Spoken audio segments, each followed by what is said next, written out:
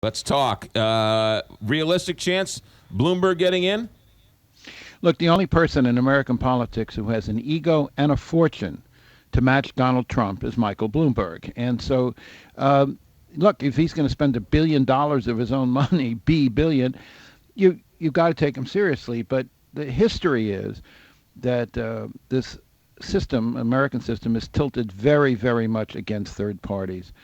They very seldom have they made a lasting impact. And look, Ross Perot did get 19% of the vote in 1992, helped throw the election to Bill Clinton. But I think the only way Bloomberg gets serious is if both parties go to the extremes. If it looks like the Democrats are going to nominate Bernie Sanders, the Republicans Ted Cruz, perhaps Donald Trump, then Bloomberg might say, look, there are going to be a lot of folks who consider themselves moderates in both parties who feel disenfranchised. And at that point, there might be an opening. But at the moment, this is mainly a dream in Michael Bloomberg's own head. So if Bloomberg were serious, why wouldn't he do it in one of the parties? He's been a Republican, and now I guess he's officially an independent, but he could certainly change his party allegiance and work within the party structure if he was serious. Yeah, it's too late. It's too late. Look, it was late when Joe Biden thought about running back in December. It's now much too late for him to get into either parties. You can't get on the ballot in most states anymore. That would be even more of a fool's errand. And the truth is that Michael Bloomberg has never fit well in either party. As you point out, he's been a Republican, he's been an independent. You know, he got elected mayor of New York 3 times, so he certainly has shown that he can win elections. But winning an election in New York and winning it nationally is a very different thing. But, you know, this is such a screwy year that and expectations have been thrown off kilter in so many other ways. Maybe this one will be proved to be flawed too, and that a third party is possible. But I'm not convinced yet. Mitt Romney continues to make comments. You get a sense that he really wishes he were in there somewhere.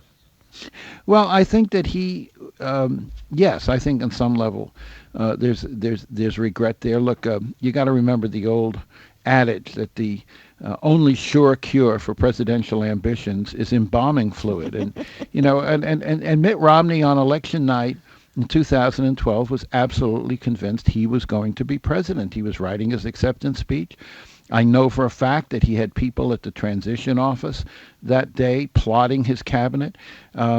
His campaign totally failed to understand the power of the Obama organization and its ability to turn voters out, even as voters were less enthusiastic and more disillusioned with the Obama presidency. So, but also I think in a larger sense, Romney shares the view of a lot of Republicans that if the party were to nominate a Ted Cruz or a Donald Trump, that this would be a disaster for the party, that not only would they lose the White House, but they could lose many key Senate races and other races up and down the ballot. So, and Romney has always stood, let's remember, he was a reasonably progressive governor of Massachusetts. Romney has always been the kind of pragmatic Northeastern Republican that has virtually disappeared from the Republican Party. Steve Roberts with us, ABC News political director. You've had a couple of days to sort of take in the National Review issue as well as Trump's comments about standing on Fifth Avenue and shooting people. Are we, the media, making more of that comment than should, or is that a really scary comment from a presidential candidate? I think both are true, and we overinflate everything Trump says because there's just no doubt that Trump does attract clicks. Trump does attract conversation. We're talking about him again this morning. But in another way, I don't think you can over-exaggerate. That's a comment of such sort of recklessness and lack of judgment and of such enormous egocentricity that any sane person has got to listen to that and say, is this guy really temperamentally fit to be president? But so I don't think you can, in that sense, I think it's very important because I've always believed, McGraw, that the most important thing people choose in a president is actually not policies. It's judgment, it's character, it's temperament. Any president is going to face many issues, many problems, many crises that weren't even discussed during a campaign. George Bush, 7 months into his presidency, is consumed by an issue that was barely touched on in the campaign: Islamic terrorism after 9/11.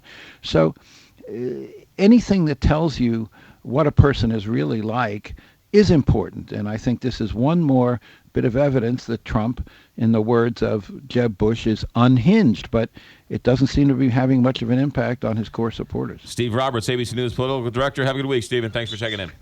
Okay, pal. 725, Big 550.